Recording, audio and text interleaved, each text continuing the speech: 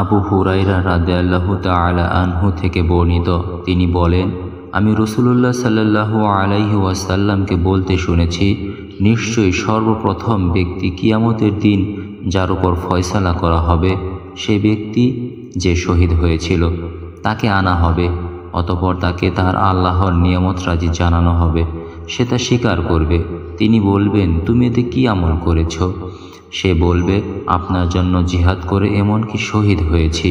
তিনি বলবেন, মিথ্যা বলেছ, তবে তুমি এজন্য জিহাদ করেছ যেন বলা হয় বীর, অতএব বলা হয়েছে।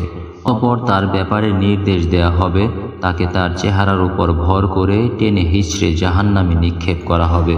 আরও এক ব্যক্তি যে ইলম শিখেছে, শিক্ষা দিয়েছে ও কোরআন তেলাওয়াত করেছে, তাকে আনা হবে।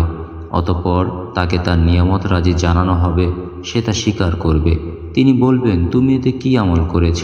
সে বলবে, আমি ইলম শিখেছি, শিক্ষা দিয়েছি ও আপনার জন্য কোরআন তেলাওয়াত করেছি।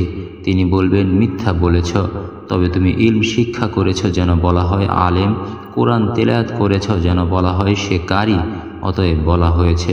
অতঃপর তার ব্যাপারে নির্দেশ দেওয়া হবে, তাকে চেহারার উপর ভর করে টেনে হিঁচড়ে জাহান্নামে নিক্ষেপ করা হবে। আরও এক ব্যক্তি যাকে আল্লাহ সচ্ছলতা দিয়েছেন ও সকল প্রকার সম্পদ দান করেছেন, তাকে আনা হবে। তাকে তার নিয়ামত রাজি জানানো হবে। সে তা স্বীকার করবে।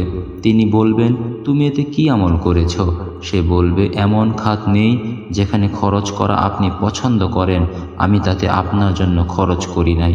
তিনি বলবেন, মিথ্যা বলেছ, তবে তুমি করেছ যেন বলা হয় সে দানশীল, অতএব বলা হয়েছে।